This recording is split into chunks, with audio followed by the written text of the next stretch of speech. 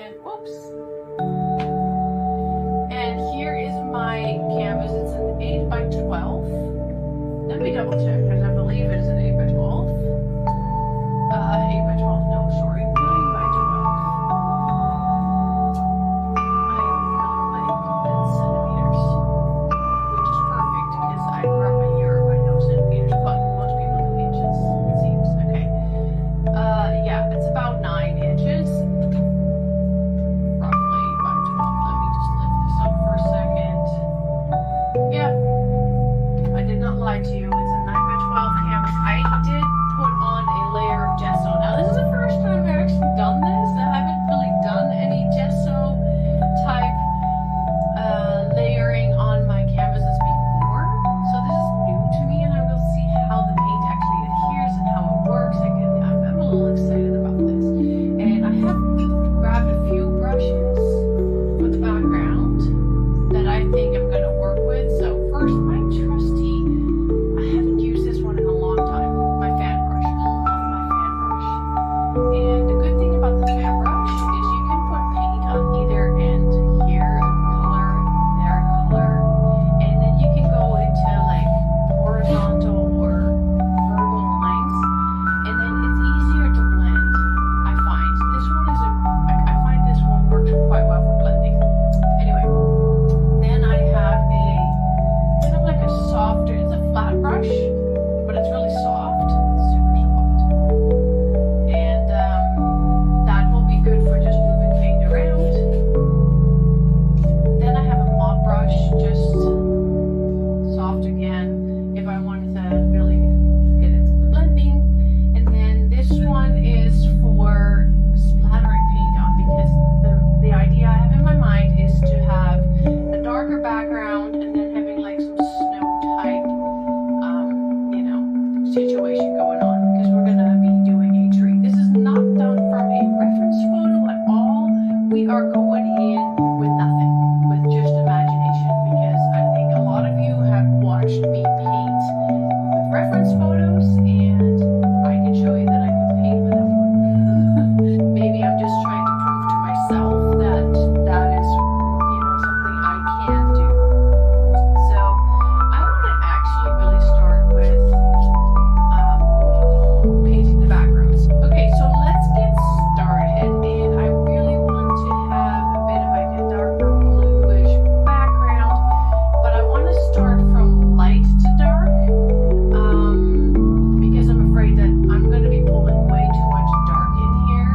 So we're going to actually figure out where's the horizon going to be. Like, we're going to have a tree somewhere here, and then there has to be a little bit of a snowy. So we're going to probably start mid, a little bit in the middle, and then work our way up. So, and I want my background color to be kind of like a bluish color. So, okay, let's make it wet. And I'm gonna just grab some blue, and let me just turn this around, and then I'll grab some of this green, and I'm just gonna mix it here. Sometimes I mix it on the palette before I put it onto my canvas. I think what I might do is actually, I'm just gonna take a big old blob of blue. I'm just gonna go blue. Why the heck not? Then we'll take a blob of this, and we're gonna go underneath a little bit more. See, you're already seeing that it's starting to mix in. Okay, so I just want to start moving that around. I have not wet my canvas at all, guys, so this is just going straight in. And I already can see that I want my little water mister here. Water mister over here to move paint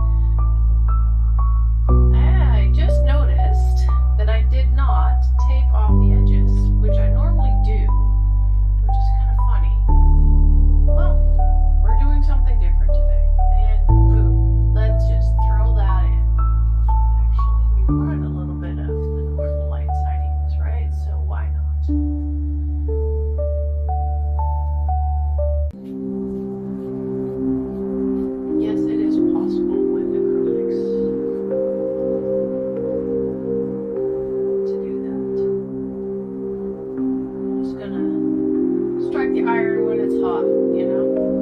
The only problem is that I might just go over it. It might just be all messed up as I go over it again. But I kind of like the little streak that I have here. So now I'm going to actually add a little bit of black, like along the top here. Not too much because this black is really strong. It has a massive pigment. So let's just move this around.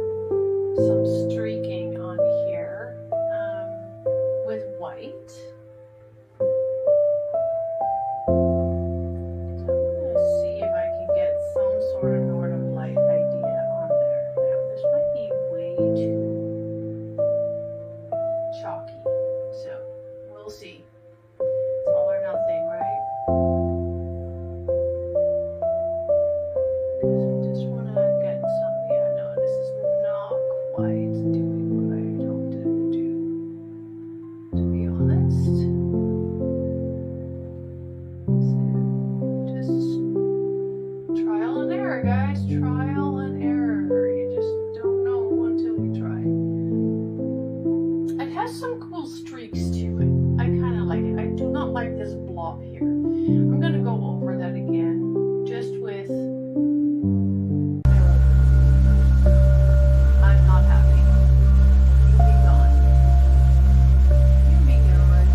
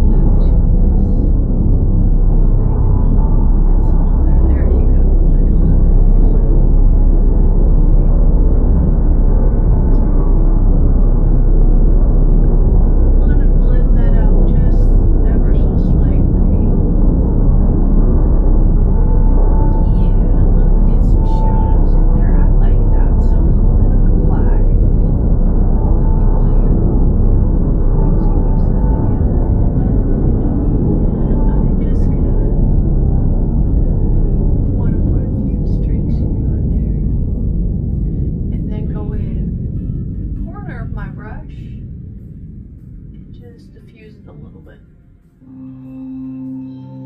Want to do it fast before it dries. So I go different places. Oh yeah, that was smart. Oh dear, there's a lot on there. Oopsies. Well, you know what? This is how you live and learn, right? Okay, this brush needs to be cleaned.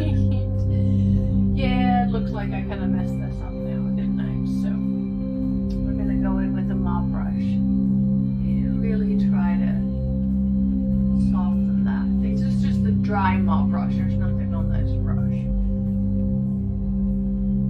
There. That's a bit better. That looked really nice, but this is a little overdone. So we're gonna have to go back in.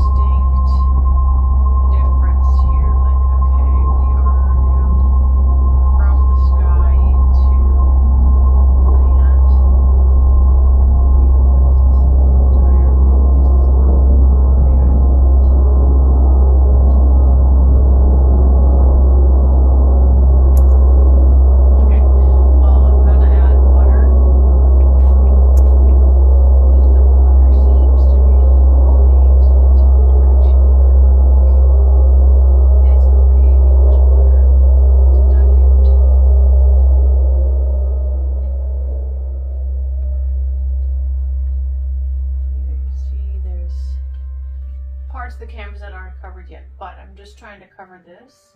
With a little bit of that blue here. Yeah, I'm creating some strokes and whatnot.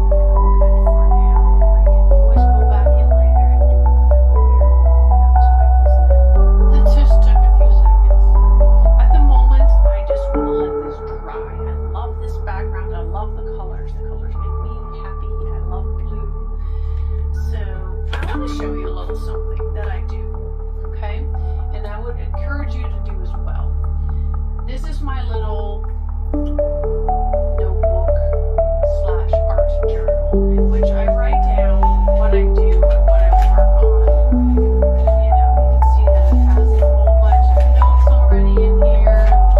And this is the current painting. Okay, winter tree. Now, one thing I forgot to do is to write down when I started. But because my voice recording is still going and we're sitting at 30 minutes on my voice recorder, I started this half an hour ago. So that would be 9:09. So I started this at 9:09. I'm going to fill that in. And then I stopped painting at 9:39. So now I know that I've worked on this for 30 minutes, and this is a new painting, so my total is also 30 minutes. Next time I work on this painting, that number will go up, and it will basically, I keep track on how long I work on a painting. I write down my colors right here. I hope I have it actually in frame. I don't even know what I'm doing. Okay, so colors. So I only work with 4 colors, and yes, you can debate whether black and white are colors. I'm gonna fill that in. Just give me a minute. Okay, there you go. And I will show you. So I abbreviate it. So it's Mars black, titanium white, excuse me, phthalo blue, aqua green.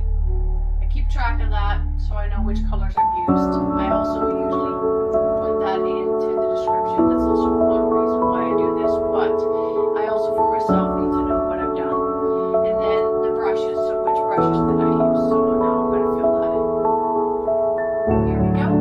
I've used the fan brush, a flat soft brush, a mop brush, and then a flat bristle brush. That's a little bit more stiffer. So write that all down. And then usually once I stop recording, I'm going to write down what I've done and what worked, what didn't work, and how to fix it the next time, or just my thoughts or emotions and things like that. But for now, this needs to dry. So we are going to come back to this painting some other time. But this is a beautiful background. I really love it. I look at it and I'm like, yeah, I like the colors. I like how it's coming together. I can picture the tree on here. So, and even though my northern lights is not like really northern lights, it almost looks like there's a galaxy behind here. Like you can create whatever the flip you want. I did not use a reference photo at all. This is just from my mind, messing around, playing with paint. And you can do this too. So not a big deal at all. And I will have to come back to this another day actually, because I have a lot of other things going on today. So except for the sides, I'm going to paint the sides here off camera because I mean, it's just the sides. I still have colors on my palette and see what I've done, so I can sort of match it up a little bit. I don't ever do that. I always tape it off, and I forgot because I was excited. These are very repetitive, as well as some parts with just music to give a more relaxed type video vibe. Timestamps are available if you want to skip to certain parts. They are in the description. And if you'd like to know when I'll be talking, check out the transcript part, which indicates exactly when I'm speaking. And you can find this at the bottom of the description. Now the tree will come together in 4 layers of colors, starting with the darkest tones to map out the trunk and the branches. And then gradually I'm going to add lighter layers to create the snowy effect. Building up in layers also really helps to make the tree look more realistic rather than flat. So be prepared to repeat your work a lot, as you'll be doing the same thing in multiple layers.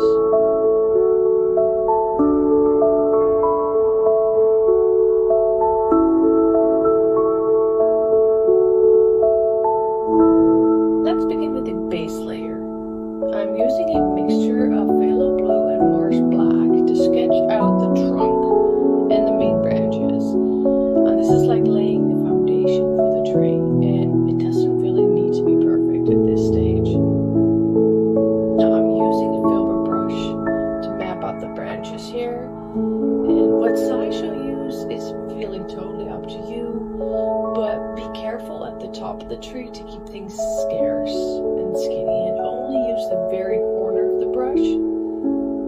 Don't worry if it looks a little rough at this stage. I mean, it's all part of the process.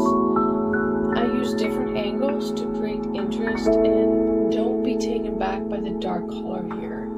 Even though you'll be painting over this base, you're going to need the shadows later on.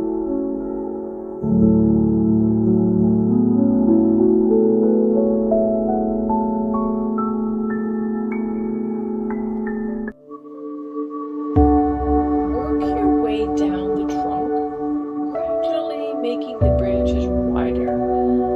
Just let the filbert brush do its magic here. It truly doesn't take a whole lot of effort to create these branches.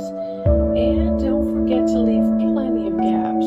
Unless you're going for a super dense tree, then by all means, go to town and create a thicker layer of branches.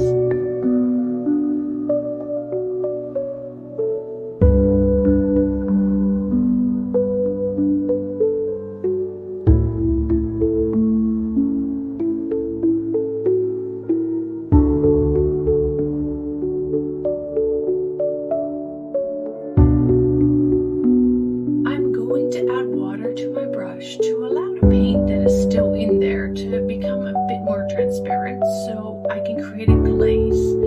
Now my rule of thumb is that when I have a color that works for me, to use it until I'm moving on to the next color. So I'm going to mix in a hint of aqua green here, and what I'm creating is a glaze to start putting in a shadow on the snowy part underneath the tree. Now I tend to use the same colors I used in the main subject, but watered down, as I don't want to completely cover what I've already laid down as a snowy base. But I'm trying to create a harmony of colors that it just looks natural and pleasing to the eyes.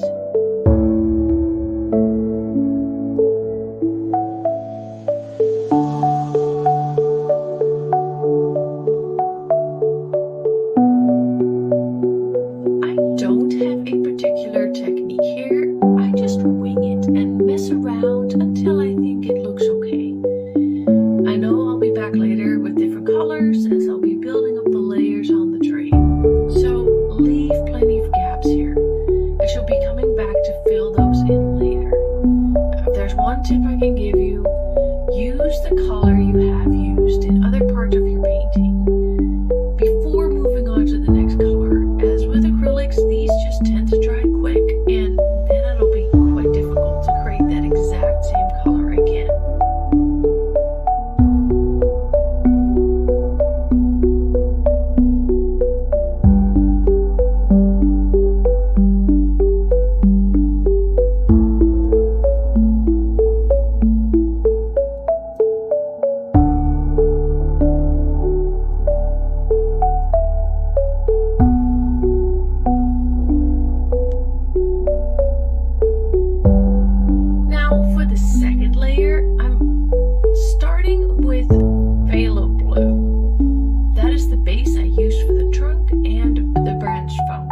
So I want to use this color again to keep within the same color harmony. You don't have to do this. This is just my preferred way of working.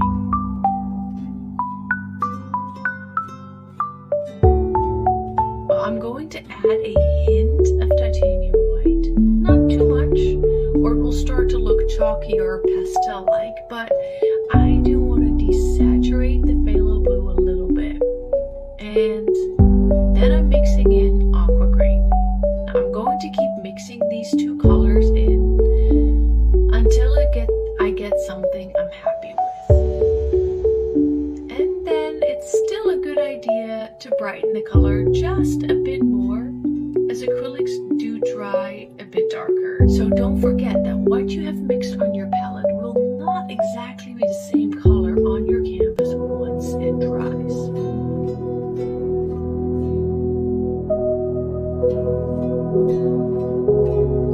Time to get that second layer on the tree.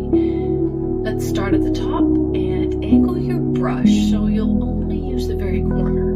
Otherwise, you'll risk putting a big old blob on your canvas and you'll have to go and fix that. Now, even if that happens, it's not a big deal, but I prefer to keep going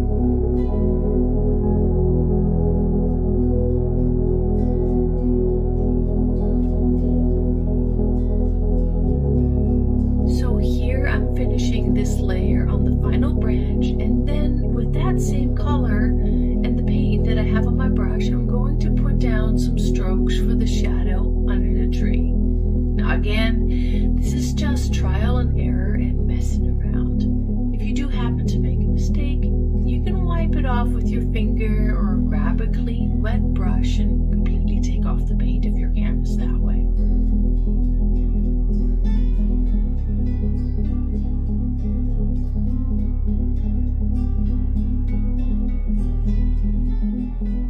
Don't forget to add some color on the trunk.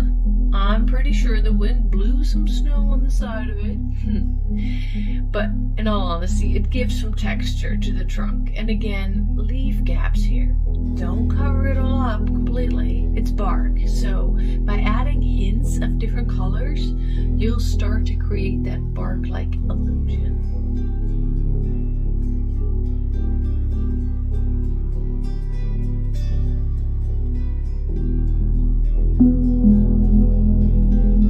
Let's go ahead and mix the color for the third layer. Now grab some aqua green and mix it in a little with the previous color used. Again, just to keep that color harmony. I'm still using a filbert brush and I will keep using that until I switch to my final layer on the tray.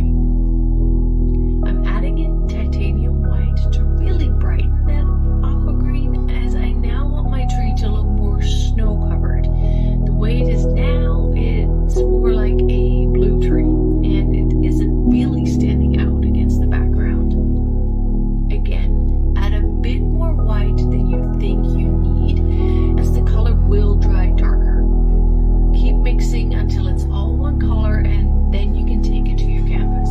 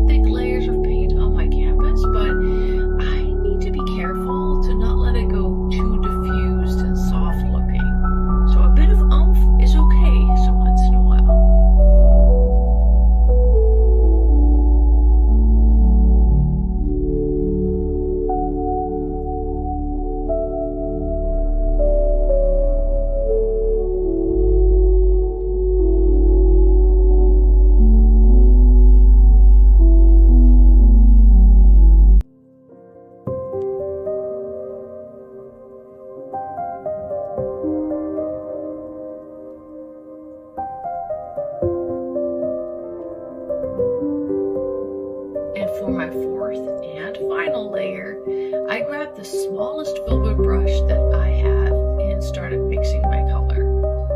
Now I don't put plain white on the tree. I mix it in with the aqua green because white is never white, and you've probably heard this in different painting videos. Now I don't use plain titanium white in my paintings unless it's like the catch light in an animal's eye, and you know what, even then I might still diffuse that color, or in this case, the snowflakes. The snowflakes in this painting are the only white parts, like complete titanium white parts of this painting. Now, so as I'm mixing this, it might look white on camera, but it isn't. It has a hint of aqua green in it.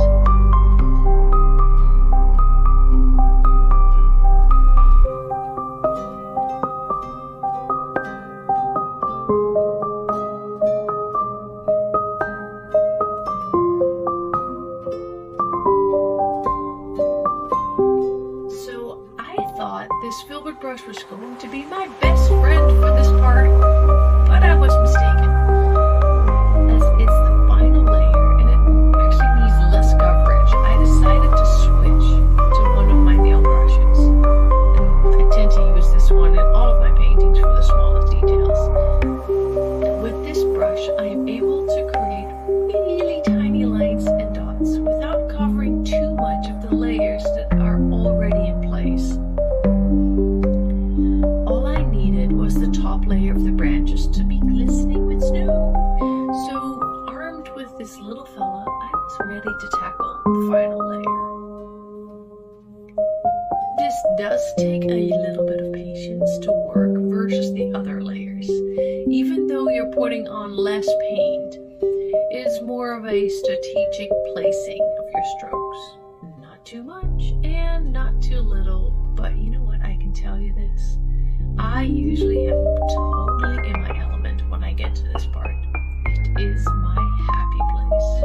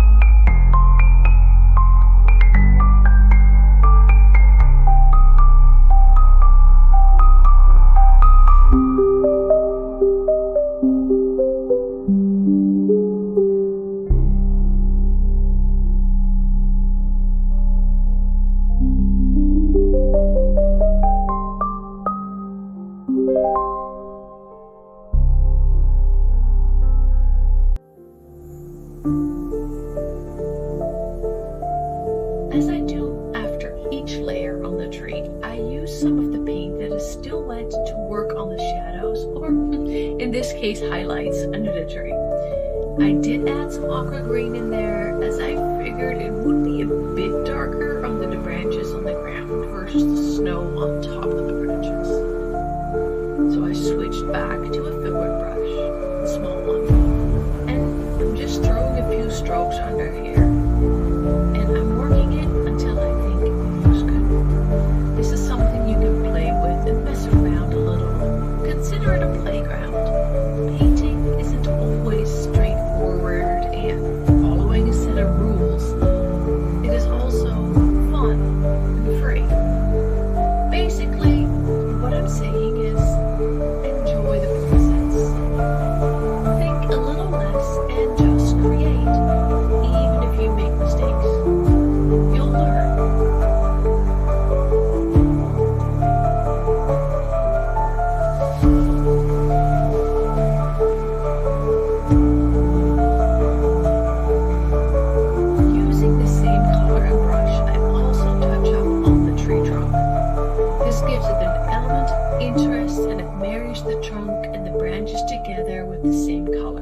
And you know what? Less is more. A few dabs and strokes will do the trick. Don't complicate this. It's the trunk, not the main focus of this tree, so no crazy fine details are needed here. Time for the flat bristled brush to add another layer of snowflakes. It might be a bit hard to see, but the background already had a layer in there, but I wanted flakes in front of the tree as well, and in all honesty, you can't ever have too much snowflake magic, right? You have to play around with the white paint and water to get the right consistency. Too much paint and it won't splatter well, and too much water and your paint will be too translucent and you won't notice it on the canvas. I used a flat, stiffer bristle brush, but you can use a toothbrush too. If you lay your canvas flat, you can actually use another brush to tap on the handle of the one with the paint on it, and it will also create a splatter. There are a few options here, so pick your poison. There are more ways that lead to Rome. Now be careful though, because it does splatter around your canvas too, and it might bounce off the brush onto other surfaces, like my sweater that I was wearing. Yep, it has now permanent titanium white splatter on it. Whoops.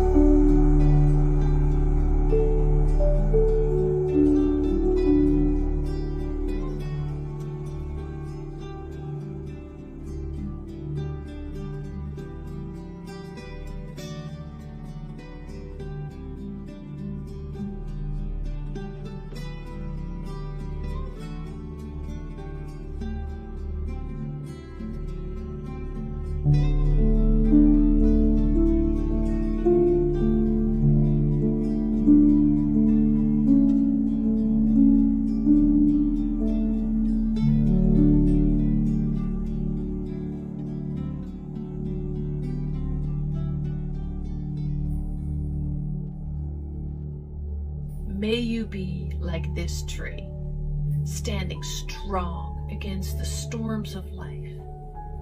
Even when the winds howl and the snow piles high, you remain rooted, unwavering, and full of quiet strength. Like this tree, you might feel alone at times, surrounded by an endless winter, but know this, there is beauty in your resilience.